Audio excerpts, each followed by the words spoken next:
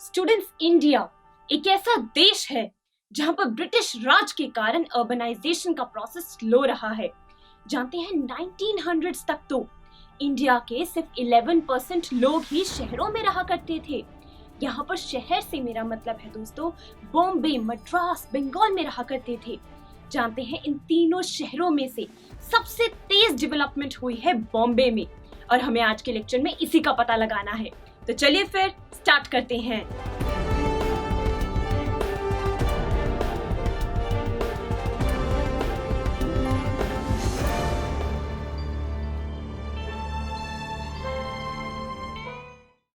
दोस्तों, आज हम लोगों को बॉम्बे का मैप जिस तरीके से दिखाई देता है, पहले ऐसे बिल्कुल भी नहीं था। जानते हैं पहले बॉम्बे को 7 आइलैंड्स का ग्रुप माना जाता। ये सिचुएशन तो तब बदली है फ्रेंड्स, जब ईस्ट इंडिया कंपनी ने इंडिया के ट्रेड को कंट्रोल करने के लिए अपना बेस सूरत से बॉम्बे में शिफ्ट कर लिया। इसी के बाद बॉम्बे कॉटन टेक्सटाइल का एक मेजर आउटलेट बना और साथ में इंडिया का मेजर इंडस्ट्रियल सेंटर भी बन गया। फ्रेंड्स, अब सवाल उठता है कि ये जो डेवलपमेंट्स हुई बॉम्बे में, आखिर ये इतनी जल्दी कैसे हो पाई। देखिए फ्रेंड्स, इन डेवलपमेंट्स की कहानी जानने के लिए आप सब इस मैप पर कॉन्सेंट्रेट कीजिए। जानते हैं 1869 से पहले दोस्तों, अगर हमें ब्रिटेन से इंडिया जाना होता या फिर इंडिया से ब्रिटेन ट्रैवल करना होता, तो जानते हैं लोगों को इन ग्रीन डॉट्स को फॉलो करना पड़ता था। ये ग्रीन डॉट्स हमें रिप्रेजेंट करती हैं ब्रिटेन और इंडिया के बीच का ट्रैवल।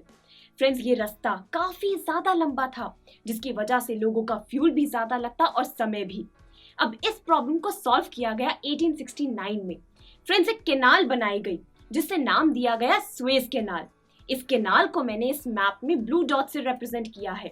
फ्रेंड्स, इस कैनाल की कंस्ट्रक्शन के बाद जानते हैं ब्रिटेन से इंडिया तक ट्रैवल करना या फिर इंडिया से ब्रिटेन तक ट्रैवल करना बहुत ही आसान बन गया। अब रास्ता काफी छोटा हो गया, जिससे टाइम भी कम लगता था और फ्यूल भी। इसी कैनाल की कंस्ट्रक्शन की वजह से दोस्तों ट्रेड एक्टिविटीज बढ़ने लगी, और यही कारण है कि आखिर क्यों बॉम्बे में इंडिया का मेजर और लार्जेस्ट सी पोर्ट बनाया गया। इस कैनाल की कंस्ट्रक्शन की वजह से दोस्तों बॉम्बे में बहुत तेजी से फैक्ट्री सेटअप हुई। बहुत सारे लोगों ने बॉम्बे की तरफ माइग्रेट किया। जानते हैं जॉब अपॉर्चुनिटीज इतनी ज्यादा बढ़ गई कि अब मेन के साथ साथ वुमेन भी फैक्ट्रीज में आकर जॉब करने लगी।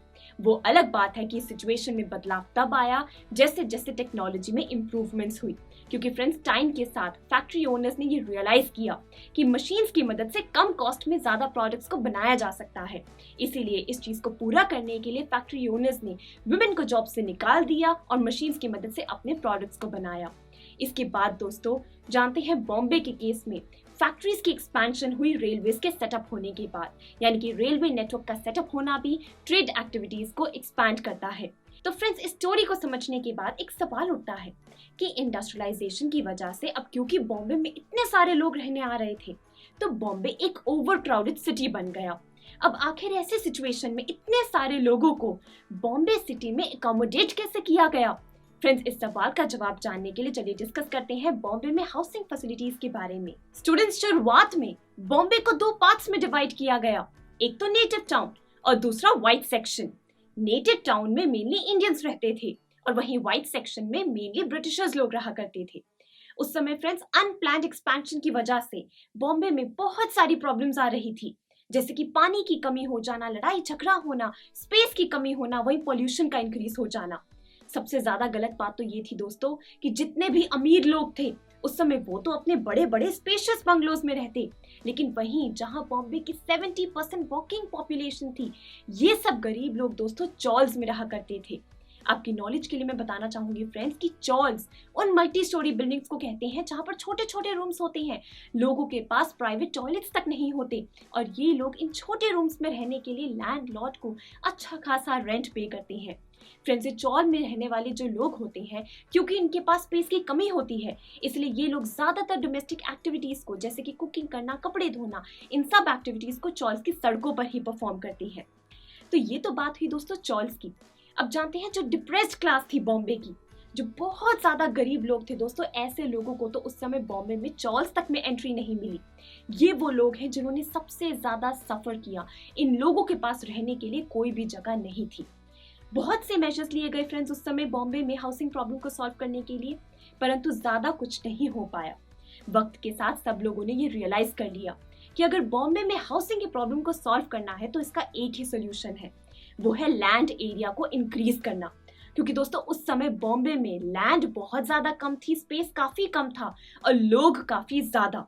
इसलिए इस प्रॉब्लम का सोल्यूशन निकाला लैंड रिक्लेमेशन प्रोजेक्ट्स।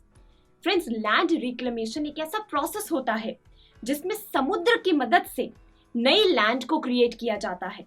अगर मैं आसान लैंग्वेज में एक्सप्लेन करूं दोस्तों, तो जानते हैं समुद्र के अगर एक छोटे से हिस्से में हम बहुत ज्यादा सैंड डाल दें, वहां पर खूब सारी मिट्टी भर दें और वॉल्स बना दें और उसको एक लैंड में कन्वर्ट कर दें और फिर उस लैंड पर हम हाउसेस बनाएं, फैक्ट्रीज बनाएं, तो दोस्तों हम इस प्रोसेस को कहते हैं लैंड रिक्लेमेशन।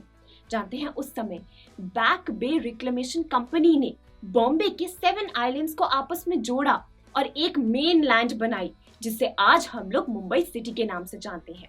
तो ये बात तो साफ है फ्रेंड्स कि बॉम्बे में जितने भी हाउसिंग इश्यूज आए उन्हें मेनली सॉल्व किया गया है लैंड रिक्लेमेशन प्रोजेक्ट्स की मदद से।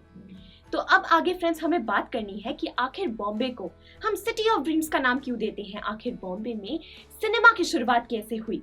फ्रेंड्स, 1896 में हरीश चंद्र सकाराम जी ऐसे पहले इंडियन फिल्म मेकर बने जिन्होंने बॉम्बे के हैंगिंग गार्डन में एक रेसलिंग सीन शूट किया और इसके बाद अपनी फिल्म को एक बड़े लेवल पर लॉन्च किया।